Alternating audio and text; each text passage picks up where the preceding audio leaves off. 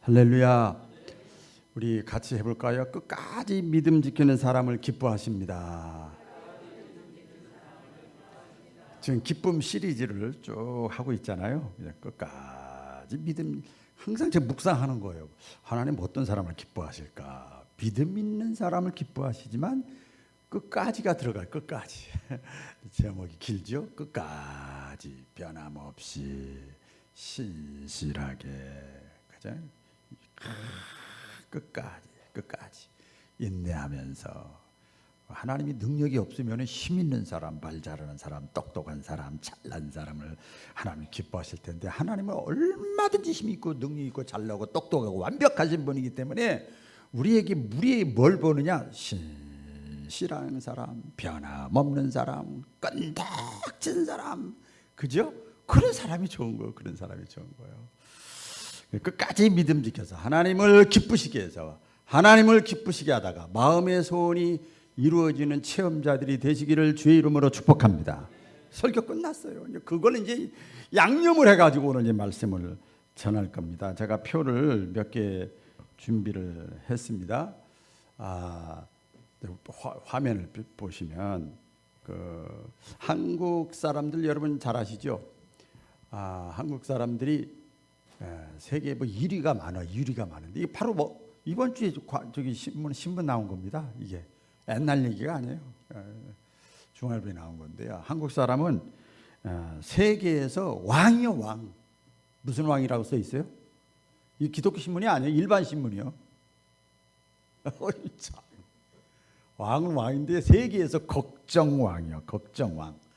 근데 선진국가라고 이따 보겠습니다만 좀 주요 국가 14개국을 대상으로 조사를 했다는 거예요. 했는데 적혀 있잖아요. 크게 위에. 코로나 상황에서 코로나 확진자하고 사망자가 14개 국가 중에서 제일 적어. 확진자도 제일 적고 사망자도 제일 적은데 걱정은 1등이야. 걱정은 1등이야. 걱정은 아주 89점 몇 %예요. 거의 90%예요. 10명 중에 9명을 걱정하는 거. 왕이야, 왕. 한국이 그렇다는 거예요. 예? 그 다음에 그 밑에 끝에 나오죠. 맨 아래줄인데요. 경제 걱정도 세계에서 1등이야. 경제 맨 아래에 나옵니다. 여기 맨 경제 걱정도 세계에서 1등이야, 한국이.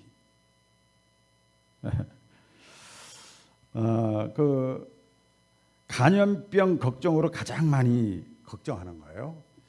도표가 나오잖아요. 14개국 나오는데요.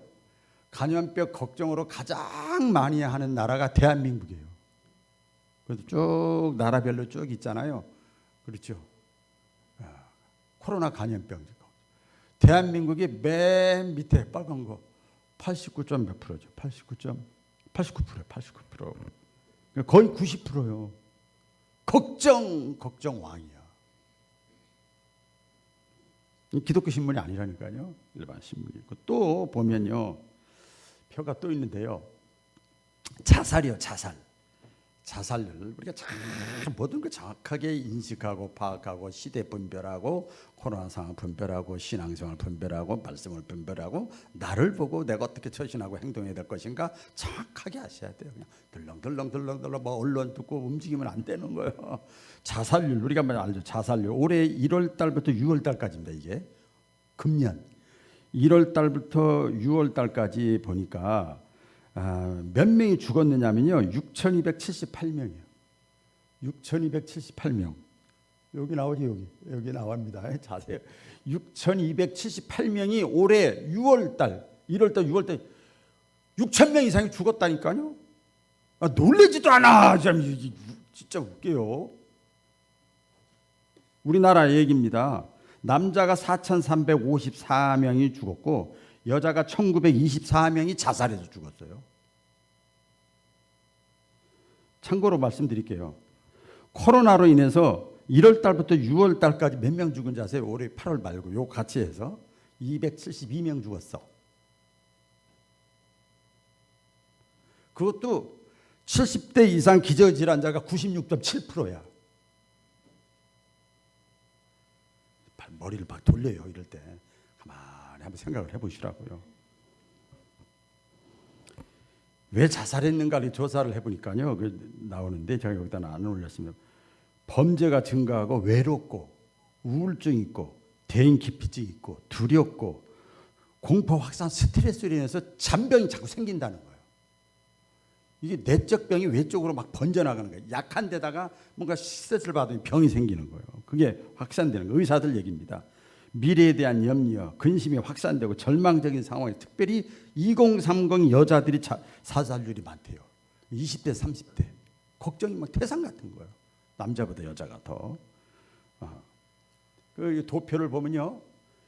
여기 밑에 주홍 색깔 있고 빨간색 있잖아요. 여기 보시면 1월 달부터 8월 달까지 위에 빨간 거 있죠. 이게 코로나 상황이 발생하고 나서 그러니까 걱정이 더 많은 거야. 딴 때는 그 밑에 주황색은 예전이요. 예전 걱정인데 자살인데 코로나 상황에서 걱정률이 확 올라간 거예요. 불안, 초조, 공포 이게 거기서 합병증이 막 생기는 거예요. 시작하는 거예요. 자, 이제 저를 비춰주세요. 이렇게 보면 아까 말씀드린 대로 그런 상황인데 교통사고를 또 보면요. 이제 이거는 참고로 보시고요. 교통사고 2019년도 교통사고 현황을 또 제가 조사해 봤어요. 따져봐야 될 거 아니에요. 교통사고로 2019년도 1년 동안 몇 명이 죽었냐? 3,349명이 죽었어요. 교통사고로. 3,349명이 죽었다니까 작년에. 그런데 이거 사망자만 그렇고 부상해서 입원한 사람들 있잖아요. 34만 1,712명이에요. 이럴 때는 오 해봐요. 아니, 마스크 쓰고 온 사람들이 오 안 하면 어떻게 해? 죽은 사람이 3,349명이. 아까는 우리 코로나 320몇 명인데 부상자까지 하면 34만. 그래서 제가 적어봤어요. 부상자까지 일반 사망자는 10배 이상 교통사고로. 부상자까지 포함하면 110배 이상이나 부상당하고 교통사고 문제가 생겼어. 자, 그런데 전 정부를 비난하는 게 아니에요. 상황을 직시하는 거죠. 계속해서 방송이나 언론이 차 타고 다니지 마세요. 걸어 다니세요. 택시 타지 마세요. 운전하지 마세요. 큰일 나요. 큰일 나. 이런 적 있어요? 엄청나게 죽어가는데. 부상자 입원자가 100배가 넘는데. 가만히 생각해 보시라고요. 그래서 제가 이런 상황을 아는데 기저질환자 빼면 거의 게임도 안 되는데 어떤 배짱으로 운전해요? 어떤 배짱으로 다른 사람 차를 타냐고. 어떡하려고? 100배가 넘는 사고율이 있는데.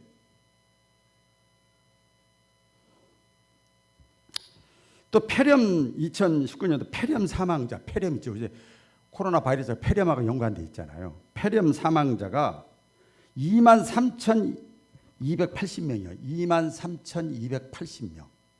이제 웬만한 거 놀라지도 않죠? 예. 근데 이 폐렴의 원인은 세균, 매연, 바이러스, 곰팡이, 공기, 음식물에서 다 폐렴이 생긴다는 거예요. 그러니까 먹는 거, 숨 쉬는 거, 잠자는 거, 세균, 바이러스 다 조심해야 돼. 음식물까지. 덜덜덜 떨어야 돼. 밥 먹으려고 그러면 덜덜덜 떨어야 돼. 왜 떨어야 되는 줄 아세요? 23,280명이 죽었다니까. 이건 그 제가 우리 방송이 다 나가기 때문에 정확하게 앞뒤적으로 비치라고 그랬어요. 그래서 여러분 아시죠? 이번에 재난기금 중에서 13세 이상 통신요금 2만 원씩 이렇게 해준다고. 그랬더니 몇몇 사람들은 야당이나 또 이쪽 사람 뭐라고 그래요? 그러지 말고 독감, 폐렴 예방주사나 무료로 해주라. 폐렴 예방주사요. 이 폐렴 이게 중요하죠. 그래서 코로나 사망자 중에 96.5%가 폐렴 증상자라는 거예요. 폐렴 증상자. 그러니까 70세 이상 고령자가 대부분이고. 그러니까 중요한 게 뭐냐면요. 면역력이 약하면 치명적이라는 거예요. 자, 다시 한번 제가 질문할게요. 질문이 아니라 제가 행정명령을 때리겠습니다, 여러분. 절대 차 타고 다니지 마시오. 뭐 먹으려면 여기저기 다 확인해보고 음식 확인해보고 검사해보고 먹으시오. 100배 이상 죽는데. 운전도 하지 마시고 차 타고 다니지도 말고. 불안하니까 산속에 있으세요. 산속에. 집콕이 있든지 집에 있든지. 얼마나 안전해요. 어떤 사람은 그렇게 묵인실에서 살래요. 묵인실에서. 다 불안하니까. 이런 뭐 자살이나 교통사고나 폐렴 이런 것 때문에 욱박 지르고 공포 분위기 행정명령 때리고 교회 가지 마라 예배 드리지 말라 이런 얘기 합니까? 차 타지 자꾸 다니지 말아라. 음식 먹을 때 다 의사들 옆에서 검증하고 열 체크하고 하듯이 해라 이런 거 없잖아요. 상황을 정확하게 그래서 조심하지 말아라 이거 무시해라 절대 이건 아닙니다. 여러분. 아까 대전 얘기했잖아요. 아침부터 저녁까지 뭐 2.5단계 서울 수도권이 얘기를 해요? 9시 이후에 하지 말라는 거예요. 9시까지는 마음대로야. 매일 그것도. 여러분 생각해 보세요. 우리 일주일에 한 번이요. 자, 우리 나오신 분들은 또 안 나오신 분도 정지하면 절대 또 안 되죠. 믿음의 분량대로 신앙생활을 하는 거니까 이런 걸 정확하게 아시고 여러분 자신이 공포에 휘둘리지 마세요. 할렐루야. 휘둘리지 말고 지혜롭게 제가 늘 강조하는 게 면역력을 스스로 잘 키워나가고 이렇게 하면 됩니다.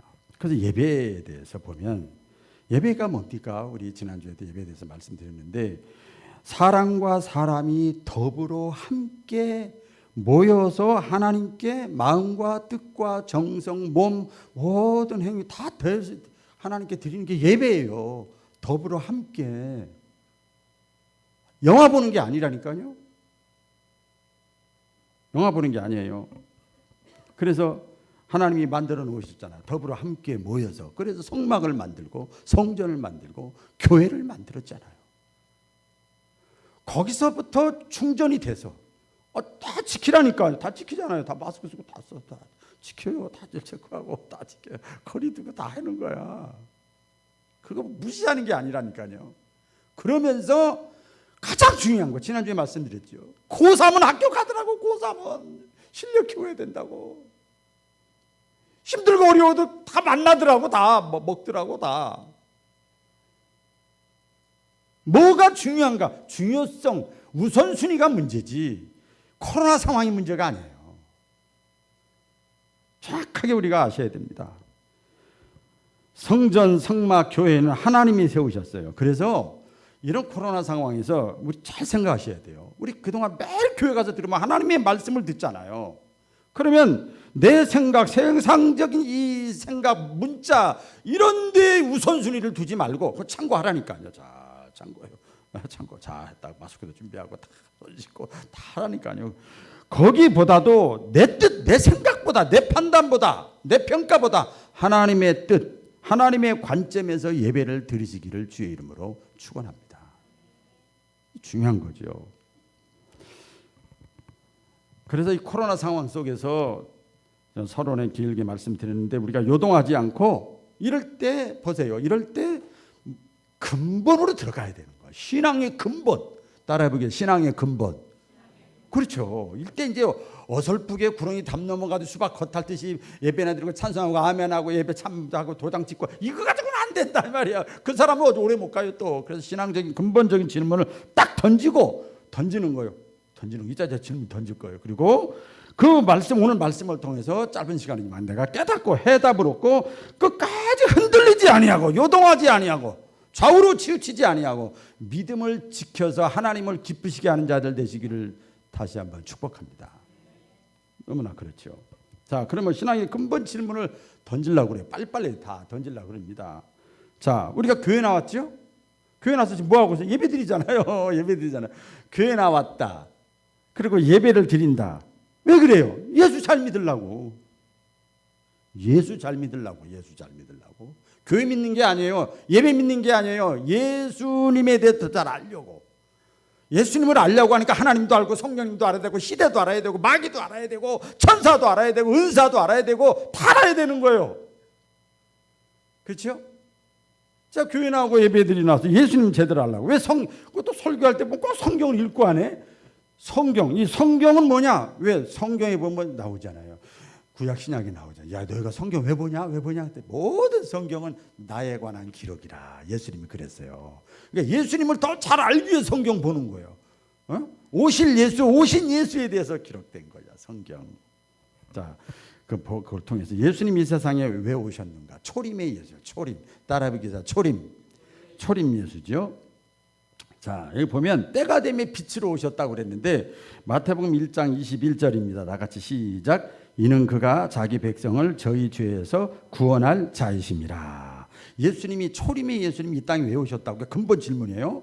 그래서 우리가 교회 나오고 예배드리고 지금 성경 근거해서 설교 듣는데, 자 보세요. 초림 예수님 왜 오셨어요? 죄에서 구원하려고. 죄에서 구원하려고. 근본이에요. 그러면 자 다시 또 해볼게요. 우리가 뭐 완벽하진 않지만 내가 죄인인가? 감옥도 안 갔는데 내가 죄인인가? 성경에 보면 구약에 332번, 신약에 109번 이상 인간은 죄인이라고 기록되어 있어요. 다 할 수는 없어요. 요한일서 8장 보면 만일 우리가 죄 없다고 말하면 자기 스스로 속이는 자라. 시편 51편 5절에 내가 죄악 중에 출생하였으며 모친이 죄 중에 나를 잉태하였나이다. 죄악 중에 출생했대요. 로마서 5장 12절이죠. 그 다음에 다 같이 읽어볼까요? 시작. 이러므로 한 사람으로 말미암아 죄가 세상에 들어오고 모든 사람이 죄를 지었으므로 사망이 모든 사람에게 이르렀느니라. 한 사람으로 말미암아 뭐예요? 모든 사람에게 죄가 세상에 들어왔다. 이것을 신학적으로 원죄라고 그래요. 원죄. 가르쳐주지도 않았는데 욕하고 헐떡거리고 시샘내고 찔르고 폭력적이고 이게 다 원죄성이거든요. 우리 신앙으로 하나님 앞에 딱 말씀으로 성령으로 안 되면 이 원죄성이 목살에도 상관없어요. 다 드러나게 됐어요. 냄새, 인간 냄새 풀풀 나지요. 신앙의 선배들 고백 보면 무디라는 사람 있죠. 이렇게 고백을 했어요. 영적으로 깊게 깨닫는 내 죄가 화장실에 구더기보다도 너무너무 많다. 스펄전 목사님은 내 마음속은 항상 악어보다도 더 무섭고 독사 구멍보다도 더 무서운 독사와 악어가 내 속에 있다. 플라톤이라는 사람은 내 속에 맹수 같은 악어들이 늘 가득 차 있다. 로마서에 나옵니다만 양심의 소리라는 거죠. 하나님의 형상대로 지음받은 양심의 소리. 저와 남녀노소 배웠냐 못 배웠냐 빈부 귀천 뭐 모든 종족 예, 양심은 어디를 향하고 있다고 그랬죠? 선을 향하고 있단 말이야. 착함을, 의를 향하고 있어요. 나치파리 북쪽 가르치는 것처럼, 그러니까 자기 자신이 스스로 죄인임을 자기가 알아. 신앙 고백 선배들이 그랬어. 또 성경에 기록이 돼 있어요. 다 돼 있어요. 결론은 뭐냐? 예수님이 이 세상에 왜 오느냐? 죄에서 구원하려고 오셨는데 우리 인간은 모두 같은 죄인이다 말이에요. 죄인이에요. 그리고 이 행위로는 죄 문제를 해결이 될 수가 없어. 안 돼요. 그리고 이 죄값은 반드시 치러줘야 돼. 이거 다 성경 찾을 수가 없어요. 이게 진리요. 신앙의 근본 문제예요. 그래서 이 자리에 나왔어요. 이건 진리고 사실이에요. 자, 그러면 초림의 예수님이 이 땅에 죄에서 구원하려고 오셨는데 그 예수님이 이 땅에 오셔서 제일 첫 번째 하신 말씀이 뭐예요? 회개하라, 천국이 가까웠느니라. 첫 번째 하신 말씀이에요. 그리고 뭐라고 그래요? 누가복음 5장 32절 다 같이 시작. 내가 의인을 부르러 온 것이 아니라 죄인을 불러 회개시키러 왔노라. 자, 예수님 그잖아요. 죄에서 구원할 자로 오신 분이 첫 마디가 그 얘기예요. 내가 의인을 부르러 온 것이 아니라 죄인을 불러 회개시키려고 내가 왔다. 이렇게. 그래서 건강한 자에게는 의논이 쓸데없고 병든 자에게라야 쓸데있느니라. 그 예수님은 의사로 오셨다. 의사로. 자, 그러면 또 근본 질문입니다. 이 초림 예수님이 죄에서 구원하려고 오셨고 그 다음에 죄에서 회개시켜 구원하려고 이 땅에 오셨다고 말씀을 하셨고 회개하라고 말씀하셨는데 그 초림의 예수님이 어떻게 했어요? 십자가상에서 죽었어요. 그렇죠? 핵심입니다. 왜 죽어야 되느냐? 이사야서 53장 6절 다 같이 시작.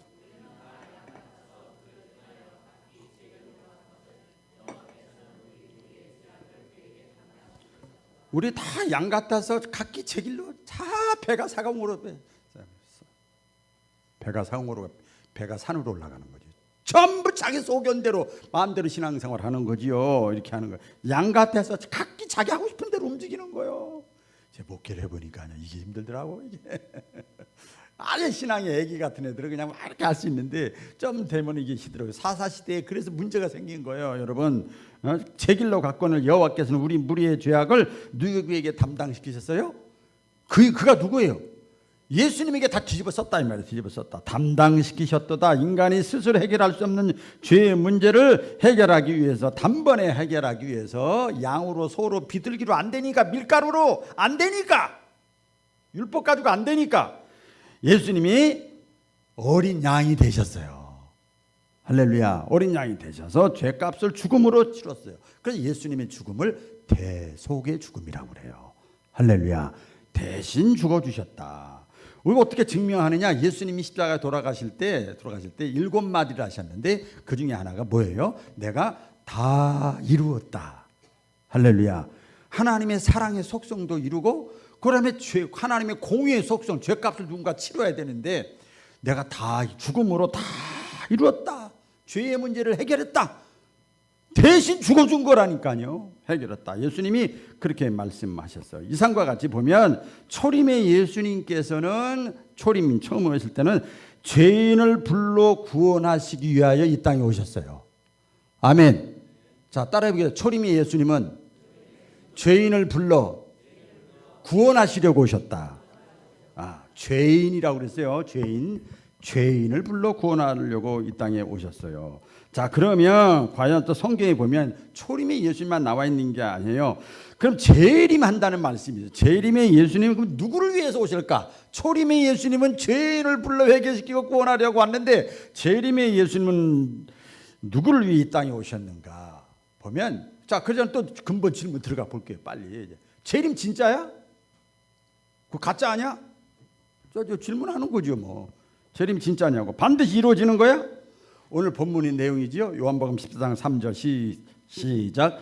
가서 너희를 위하여 거처를 예비하면 내가 다시 와서 너희를 내게로 영접하여 나 있는 곳에 너희도 있게 하리라. 이게 뭐예요? 지금 예수님이 십자가 죽으시고 부활하시고 승천하시기 전에 제자들 앞에서 약속하신 거예요. 나 있는 곳에 너희도 있게 하기 위해서 내가 다시 오겠다. 이게 재림하겠다는 거죠. 뭐 엄청 이런 내용들이 많아요. 또 보면 계시록에도 주님께서 내가 진실로 속히 오리라. 천사장의 소리와 하나님의 나팔 소리로 오시리라. 때와 기한을 아버지 권한에 두셨으니 너희의 알 바 아니요 너희는 하루하루 현재 최선을 다해서 종말의 신앙으로 살아라. 내일 일을 염려하지 말아라. 그게 믿음이다. 그래서 어린아이 같아 된다. 이렇게 말씀을 하지요. 재림은 그래서 진리요, 진리. 자, 그러면 재림의 목적이 뭐냐? 재림의 목적. 재림한다는 건 종말입니다, 여러분. 어디 가 손님이 갑자기 들렀다가 나그네로 오시는 분이 아니에요. 종말을 타는 건데, 역사적인 종말은 두 가지가 상징적으로 시그널로 보내줬죠. 소돔과 고모라 성과 노아라 성 불심판과 물심판으로 보여줬지요. 개인의 종말, 재림의 목적은 그러니까 뭐냐면 역사적인 종말, 심판이에요. 심판. 따라해보겠습니다. 심판이에요. 개인의 종말도 있지요. 병들어 죽고 나이로 죽고 뭐 기저질환자로 죽고 뭐 사고 나서 죽고 폐렴으로 죽고 뭐 자살해서 죽고 뭐 죽잖아요. 다 죽잖아요. 죽는데 히브리서 9장 27절 보면 죽는 것은 하나님이 정하신 것이에요. 우연이 아니란 말이에요. 하나님이 다 정해진 대로 세계 질서와 인생의 모든 신호열악과 생사화복이 다 흘러가는 거예요. 믿으시면 아멘. 그 후에는 뭐가 있으리니? 심판이 있다고 그랬잖아요. 심판이 있다고 그랬어요. 그러니까 심판이라는 게 뭐냐면 나누어진다는 뜻이거든요. 천국과 지옥으로 나눠지는 거야. 네 말이 맞아요, 내 말이 맞아요. 우리 변호사 막 여러 가지 지식 다 총동을 해서 갑론을박 해가지고 최종 재판을 받잖아요. 심판이야, 심판. 천국과 지옥으로 나눠져요. 그런데 지금은 어때요? 안 나눠. 섞여 살아. 혼합이야.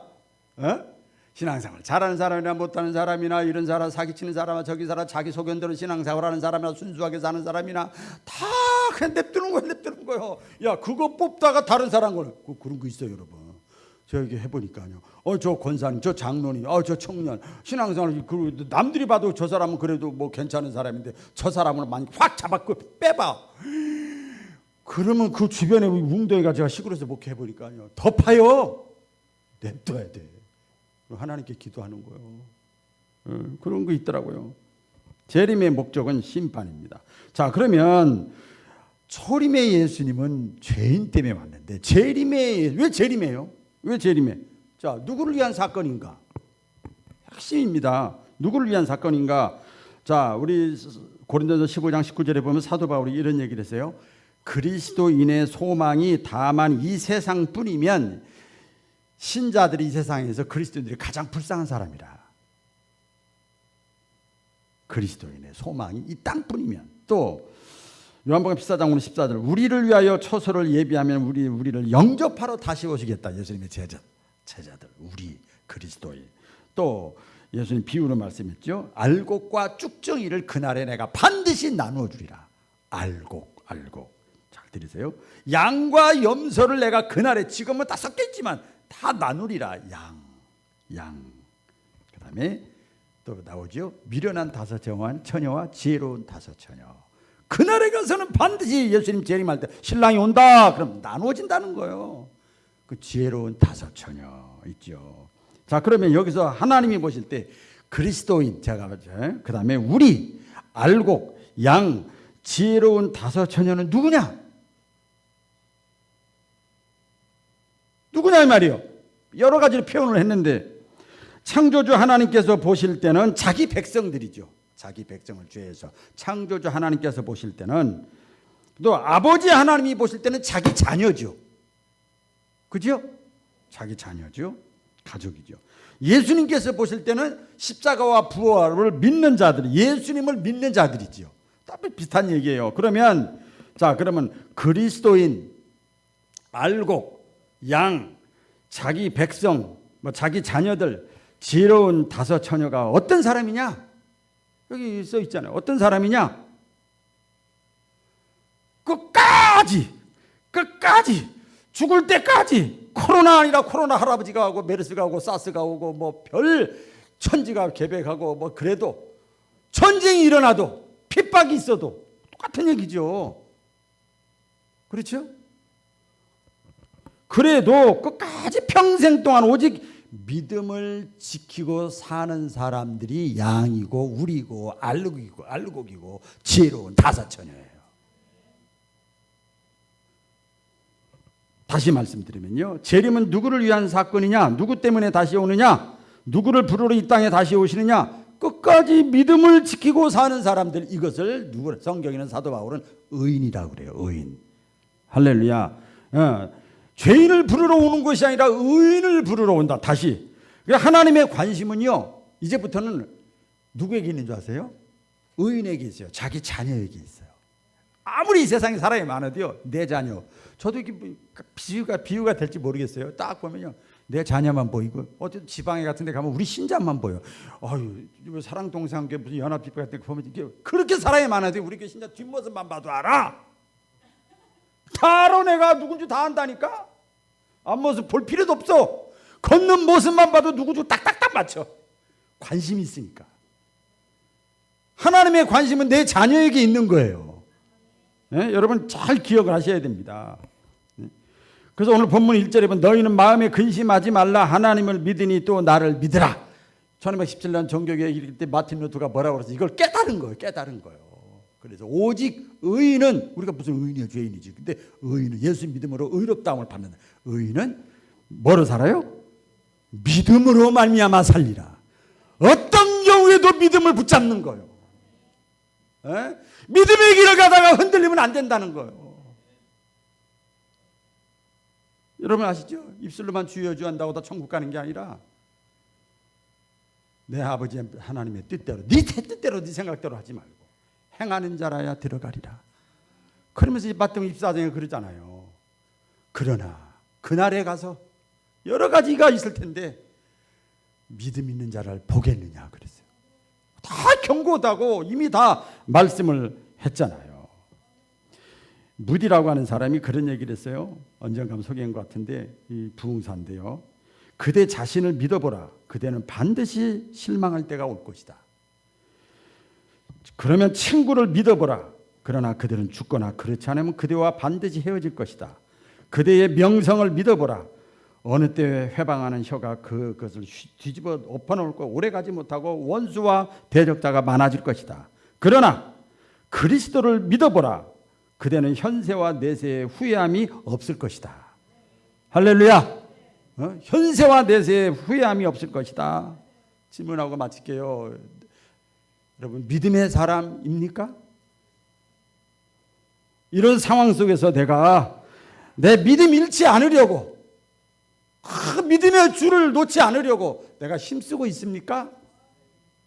그런 사람을 하나님은 기뻐하신다는 거예요. 그리고 그 사람의 마음의 소원을 이루어 주신다는 거예요. 이런 많은 어려움 속에서도 여러분 하나님의 기쁨이 되시기를 주의 이름으로 축원합니다. 기도하겠습니다.